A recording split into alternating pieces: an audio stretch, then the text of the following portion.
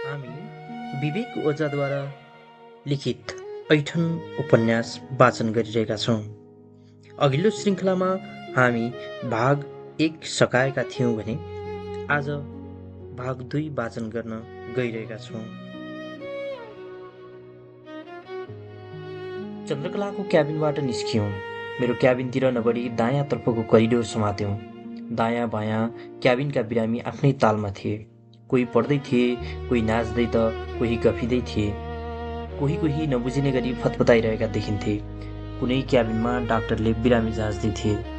केही मिटरको दूरीपछि नाकमा अपरिचित बास्ना ठोकियो। चारैतिर हेरेँ। ढोकाको टाउकोमा राखिएको निलो बोर्डमा नजर पर्यो। त्यहाँ सेतो अक्षरमा धूम्रपान कक्ष लेखिएको थियो। बास्ना त्यतैबाट आएकोमा शङ्का रहेन। आज पक्कै कसैले कुनै नौलो ब्रान्डको चुरोट वा हुक्का खाएको हुनुपर्छ। हामी पनि धूमपान कक्षभित्र पस्यौँ। तमाखु खुला अस्पताल अन्त कतै देखेको थिइनँ। सायद छैन पनि। धूमपान कक्षको व्यवस्थापन लोभलाग्दो थियो। पुस्तकालयको झल्को आउने गरी र्याकमा थरीथरीका हुक्का चुरोट र सिगार मिलाइएका थिए। काठ, धातु र क्रिस्टलबाट निर्मित हुक्काको विविधता लोभलाग्दो देखिन्थ्यो। र्याकको माथिल्लो तलामा हुक्का लहरै मिलाइएका थिए। त्योभन्दा तल्लो कोठामा चिलिम थिए। त्यसमुनि थुप्रै ब्रान्डका सिगार थिए, जस्तै रोमियो वाई, युलिटा, कोरोना, ओन्सिनो आदि। त्यसमुनिका र्याक चुरोटका लागि थिए। कोठाको दायाँ कुनामा एक टेबल थियो। त्यहाँ एक रेकर्ड किपर बस्थ्यो। कसले कुन कुन चुरोट लिए र कति मात्रामा उपभोग गरे कम्प्युटरमा अभिलेख राख्थ्यो।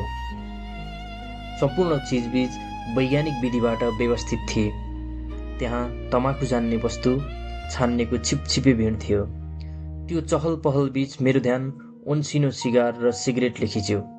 ओन्सिनो ब्रान्डको सिगरेट दोस्रो विश्वयुद्धमा जापानी योद्धाहरूबीच भरपुर पुर्याइएको थियो।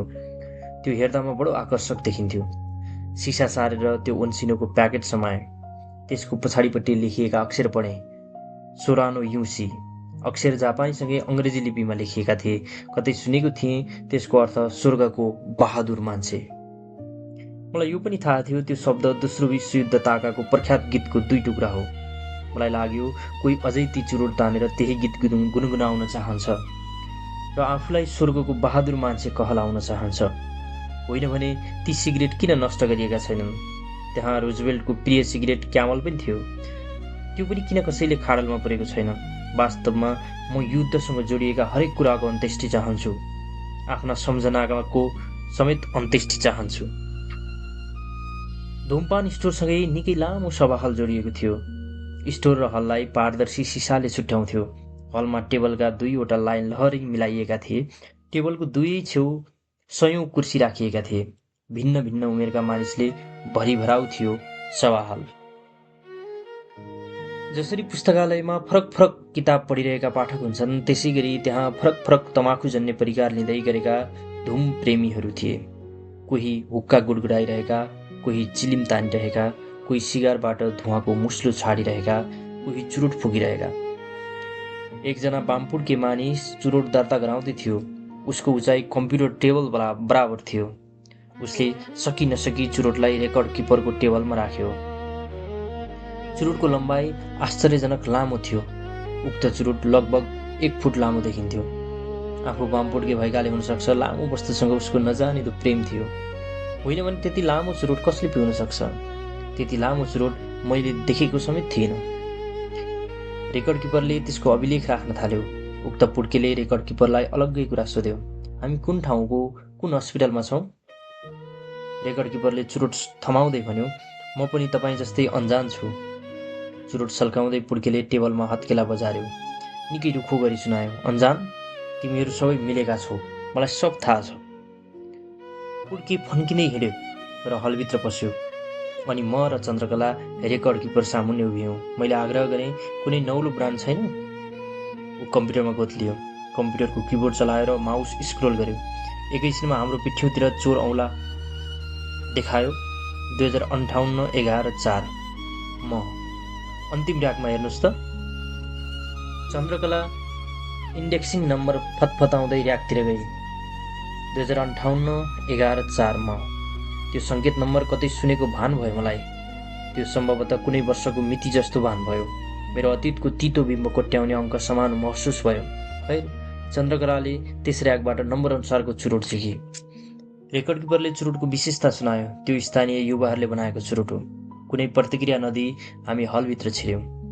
हलभरि पातलो धुवाँ नाचिरहेको थियो। ठाउँ ठाउँमा धुवाँ सोच्ने मेसिन नहुँदा पुरै हल धुवाँमा हराएको हुन्थ्यो। हलभरि तमाखुको थरी गन्ध फैलिएको थियो। सयौं मानिस धुम्पानमा मग्न देखिन्थे। हुक्काको गुरु गुरु ध्वनि मसिनो गरी फैलिरहेको थियो। हामी देब्रे लहरको छेउ केही मिटर हिँड्यौँ। सँगैका 2 कुर्सी खाली पाउने बित्तिकै बस्यौँ। संयोग म त्यही सन्की बामपुड्केकै छेउमा बसेछु। ऊ त्यो 1 फुटे चुरोट तन्काउँदै थियो। हाम्रा नजर जुझेपछि ऊ मुसुक्क मुस्कुरायो, मानौ मलाई चिन्छ। म केवल औपचारिकता निभाउन मुस्कुराएँ। देब्रेतर्फ बसेकी चन्द्रकलाले चुरोटको स्वाद मन पराइन। बस्ने बित्तिकै एस्ट्रेमा ठोसिदिए। तमाखु बहुतै कडा रहेछ। मैले उसको प्रतिक्रियामा खासै ध्यान दिइनँ। बरु विपरीत कुर्सीमा बसेकी वृद्धामा आँखा गए। ऊ निकै बुढी देखिन्थे। उसको तालुमा समेत चाउरी परेको थियो। देब्रे गाला अनि कान हुँदै सेतो दाग फैलिएको थियो। त्यो दाग काँध हुँदै शरीरमा समेत फैलिएको हुन सक्थ्यो। उसका आँखा चिम्सा थिए। कानका लुती लामा थिए।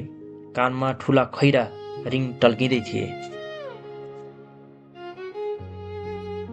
उसको मुखबाट धुवाँ निस्किएपछि उसले पिहिरहेको सिगारमा ध्यान गयो। ऊ रोमियो बाई युलिटा ब्रान्डको सिगार पिउँदै थिए।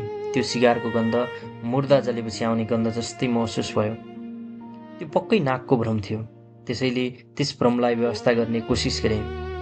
एकछिन वृद्धाले उडाइरहेको धुवाँको मुस्लो हेरिरहेँ। चुप लगाउँ सोचेँ, तर लामो समय चुप रहन सकिनँ। आन्टी, यो विन्स्टन चर्चिलले पिउने सिगार हो, थाहा छ? वृद्धाले आफ्नो झिनो नजर मतिर फ्याँकी, तर कति वास्ता गरिन। टाउको दायाँ बायाँ वा तलमाथि हल्लाएर कम्तीमा इसारा गर्न सक्थे, त्यो पनि गरिन। 2 शब्द थाहा छ थाहा छैन भन्दैमा के जान्थ्यो। बुढेसकालमा कान कमजोर भएका होलान् भनेर चित्त बुझाएँ, जो यथार्थ नहुन सक्थ्यो, अथवा उसले विन्स्टन चर्चिललाई चिनेकी छैन। उसको हातमा चर्चिलले पिउने सिगार नहुँदो हो त मेरा नजर उसकहाँ गइरहने थिएनन्। आफूले पिउँदै गरेको चुरोटमा ध्यान नराखी म उसकै मग्नतामा हराउने थिइनँ। सिगार पिउँदा पिउँदै एकाएक वृद्धाको मग्नता टुक्रियो। मोटो धुवाँको मुस्लो छाड्दै वृद्धा जराकजुरुक उठी सिगार औलाबाट छुटेर टेबलमा खस्यो। उसले आफ्नै निधार थिची। अनुहार एकाएक पहेँलो भयो। टाउको देब्रेतिर बाङ्गियो। उसको शरीर थरथर काँप्न थाल्यो। अन्तत ऊ बङ्लङ्ग लडी। यो यति छिटो भयो कि वरपरका सबैले केवल हेर्न सक्यौँ, लड्नबाट रोक्न सकेनौँ। तत्कालै सानोतिनो खैला बैला उठ्यो। 4 जना नर्स तुरुन्तै ट्रली बेडसहित झुल्किए। वृद्धालाई उठाएर बेडमा राखे अनि कुदाउन थाले। मैले चुरोटलाई स्ट्रिमै छाडेर बेडसँगै कुदेँ। अन्य 2-4 जना बिरामी पनि मसँगै दौडिए। म निकै तर्सिएको थिएँ। उसको गलाका नसा फुलेको देख्दा ऊ बाँच्दिन भन्ने अनुमान थियो। कुदिरहेको ट्रलीमा समेत ऊ निकै छटपट गर्दै थिए। नर्सहरूले उसलाई उसकै क्याबिनमा छिराए। उसको क्याबिनतिर पुगिसकेपछि थाहा पाएँ त्यो मेरै छेउको क्याबिन रहेछ। उसको क्याबिनभित्र हामी पस्न पाएनौँ। बरु पलभरमै चस्मा मिलाउँदै 2 जना डाक्टर पसे। 1 फुट लामो चुरोटको पारखी बामपुड्के समेत मसँगै दौडिएको रहेछ। उसले ढुक्कसँग सुनायो, प्राय यस्तो भइरहन्छ यो बुढियालाई। मैले यो मिलाएर 20औं पटक देखेँ। उनको अघिल्लो क्याबिन क्यान्टिनसँगै थियो। अर्कोले तुरुन्तै बामपुड्केलाई समर्थन गर्यो। साथी हो नआत्तिम, मनिषजीले भनेको सही हो। 1 घण्टापछि फेरि उनी उठिहाल्छिन्। 2 घण्टापछि धुम्पान कक्ष वा लाइब्रेरीमा देखिन्छन्। कसम मलाई यो कुरा कन्ठै छ। मनिषजीले भनिसकेपछि मैले पनि यस कुरामा धेरै पटक विचार गरेको छु। बामपुड्के मानिसको नाम मनिष रहेछ। उसले आफूलाई समर्थन गरेको मानिसतर्फ मुस्कुराउँदै हेर्यो अनि निकै अद्भुत कुरा पत्ता लगाए झैँ गरी गर्वसाथ हामी सबैलाई पालै पालो हेर्यो। झट्ट चन्द्रकलालाई सम्झी मोटी दौडिन नसकेर धुम्पान कक्षमै छुटिछे। अन्तत हामी पनि एक गर्दै आफ्नो आफ्नो बाटो लाग्यौँ। त्यस रात मन बडो बेचैन भयो। उसो त मेरा लागि मन र बेचैनी पर्याय कुरा हो। फेरि पनि रात अतिरिक्त अस्थिर बन्छ। कुनै युद्ध क्षेत्रको गोलाबारी जस्तै मनमा अशान्ति फैलिरहन्छ। सम्झिनु नसम्झिनु सबथोकको सम्झनाले गला थिचिदिन्छ। सास रोकिन खोज्छ। त्यस रात 3 पटक क्याबिन बाहिर निस्किएँ। प्रत्येक पटक पल्लो क्याबिनकी वृद्धालाई चियाएँ। ऊ रातो गाताको कुनै किताब पढिरहेकी थिए। बेला बेला पावरवाला चस्मा सोझ्याइरहन्थे। निकै शान्त देखिन्थे। मानौ उसलाई दिउँसो केही भएकै थिएन। करिडोर सुनसान थियो। पूर्ण जुन आकारका बत्ती सिलिङको परपरसम्म लहरै बलेका थिए। पल्लो भवन पनि उस्तै सुनसान, उस्तै उज्यालो देखिन्थ्यो। चौथो पटकमा वृद्धाको क्याबिनमा पसेँ। त्यसरी पस्न बहुतै हिम्मत जुटाउनु परेको थियो मलाई देख्ने बित्तिकै उसले किताब गोप्ट्याएर राखी सामान्य किसिमले मुस्कुराए। म पनि छेउैको कुर्सीमा मुस्कुराउँदै बसेँ। उसले सहजै भने, कति अन्कनाएको, तिमी सहजै आउन सक्थ्यौ? चिहाएको थाहा थियो र? 3 पटकसम्म त थाहा पाएँ। खिस्सा हाँसेर उसको कुरा टारे। बरु अलग्गै प्रसङ्ग कोट्याएँ। म दिउँसो खुब डराएँ। तपाईँका नसा गला बाहिर निस्किने गरी फुलेका थिए।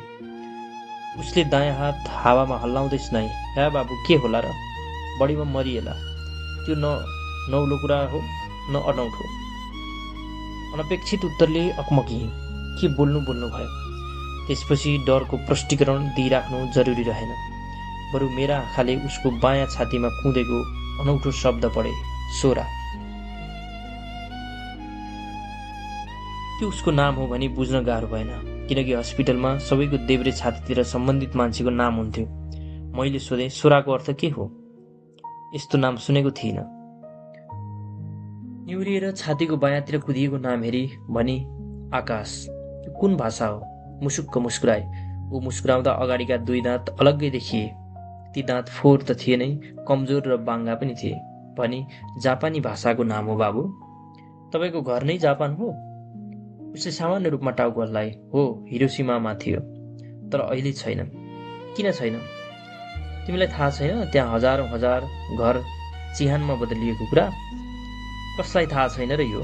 पुरै विश्वलाई थाहा छ, सिर्फ थाहा छ। अल्मलिँदै सोधे, दोस्रो विश्वयुद्धको कुरा गर्नुभएको? उसले यसपटक आवाज निकालिन। टाउकोले हो को जनाउ गरी। त्यो त निकै पुरानो कुरा होइन र? म पनि त पुरानी भइसकेँ, तर मलाई लाग्दैन त्यो कुरा कहिल्यै पुरानो हुन सक्छ। त्यो घाउ मानवताको हृदयमा आलो रहिरहनेछ, सधैँ सधैँ। एकछिन गोद लिएँ। राम्ररी उसको रूपरेखा निहालेँ। तपाईँको उमेर कति भयो? 79। मनमा नै हिसाब गरेँ। हिरोसिमामा बम खस्दा उसको उमेर 24 रहेछ। ऊ मेरो हेराइलाई अध्ययन गरिरहेकी थिए सायद। म तर्फ हेरिरही चुपचाप। थप कुरा सोध्न केही असहज लाग्यो, कारण मसँग पनि एक दुःखद घाउ छ। त्यो कोट्टाएको मलाई मन पर्दैन, त्यसैले उसको घाउ कोट्याएर निष्फिक्रिता खोज्न सकेन। म अप्रत्याशित रूपले उठेँ। म लाग्छु। कतै निद आइहाल्छ कि? उसले मलाई अल्झाउन चाहिन, बरु टेबलमा घोप्ट्याएको किताब उठाई तुरुन्तै पढ्न थाले। म सहजै आफ्नो क्याबिनमा फर्किएँ, तर मेरो तमाम जिज्ञासा त्यही कुर्सीमै टाँसिएर बसिरहे।